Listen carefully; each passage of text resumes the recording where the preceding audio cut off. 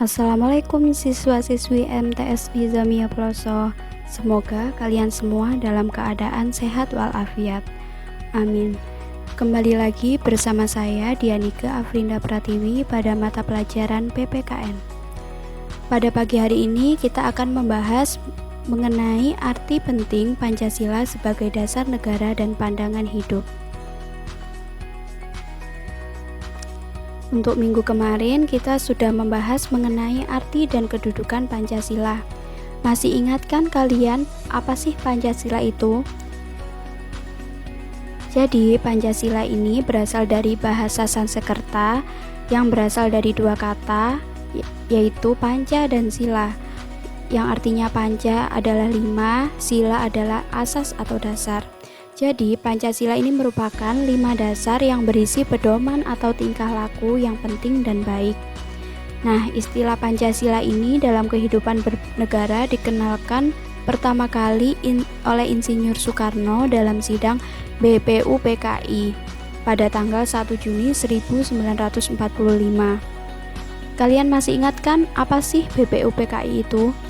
BPUPKI merupakan kepanjangan dari Badan Penyelidik Usaha-Usaha Persiapan Kemerdekaan Indonesia yang dibentuk pada tanggal 1 Maret 1945 dan diketuai oleh Dr. Rajiman Widyodiningrat. Anggota BPUPKI sebanyak 67, di mana 60 ini dari Indonesia dan 7 orang dari Jepang. Untuk fungsi dan peranan Pancasila di sini, yang pertama, Pancasila sebagai jiwa bangsa Indonesia yang berfungsi agar Indonesia tetap hidup dalam jiwa Pancasila. Pancasila sebagai kepribadian bangsa Indonesia, di sini Pancasila memiliki fungsi yaitu sebagai hal yang memberikan corak khas bangsa Indonesia dan menjadi pembeda yang membedakan bangsa kita dengan bangsa lainnya. Yang ketiga, Pancasila sebagai sumber dari segala sumber hukum, yang di sini Pancasila berfungsi sebagai sumber hukum yang mengatur segala hukum yang berlaku di Indonesia. Yang keempat, ada Pancasila sebagai perjanjian luhur. Di sini Pancasila disepakati melalui sidang PPKI atau Panitia Persiapan Kemerdekaan Indonesia pada tanggal 18 Agustus 1945. Yang kelima, Pancasila sebagai cita-cita dan tujuan bangsa. Di sini Pancasila berfungsi untuk menciptakan masyarakat yang adil dan makmur. Yang keenam, Pancasila sebagai satu-satunya asas dalam kehidupan berbangsa dan bernegara.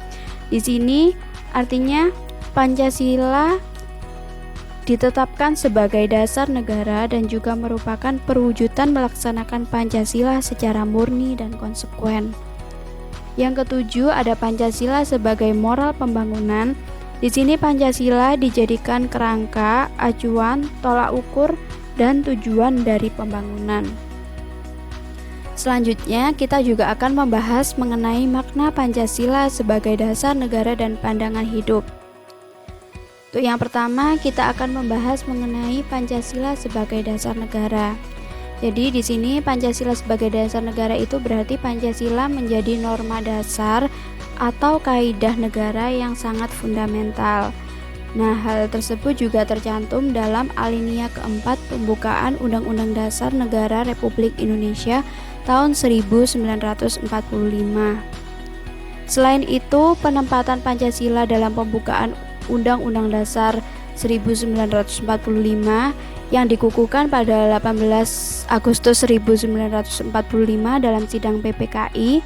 Selanjutnya, Pancasila ini juga menjadi dasar yang ditegaskan dalam Instruksi Presiden nomor 12 tahun 1968 dan tersusun secara hierarkis dan piramidal, yang artinya tiap sila dari Pancasila ini memiliki hubungan yang saling mengikat dan menjiwai antara sila yang satu dengan sila yang lain, sehingga antara sila yang satu dengan sila yang lain ini tidak dapat dipisahkan. Yang kedua, kita juga akan membahas mengenai Pancasila sebagai pandangan hidup, di mana pandangan hidup ini yang dimaksud merupakan cara pandang atau pedoman dan arahan bagi seseorang untuk memandang diri sendiri dan untuk menentukan hidupnya. Nah, jadi Pancasila sebagai pandangan hidup di sini merupakan nilai-nilai yang dimiliki oleh suatu bangsa yang digunakan untuk memecahkan berbagai persoalan dalam pengaturan kehidupan masyarakat dan ketatanegaraannya, baik urusan dalam negeri atau urusan luar negeri. Selanjutnya, makna Pancasila sebagai dasar negara dan pandangan hidup bangsa Indonesia juga dijelaskan sebagai berikut. Yang pertama, memberikan identitas dan jati diri bangsa. Jadi, di sini Indonesia ini diharapkan mampu untuk membentuk identitas bangsa dan jati diri bangsa agar tidak terbawa arus budaya asing, agar tidak meniru atau mencontoh pergaulan budaya asing.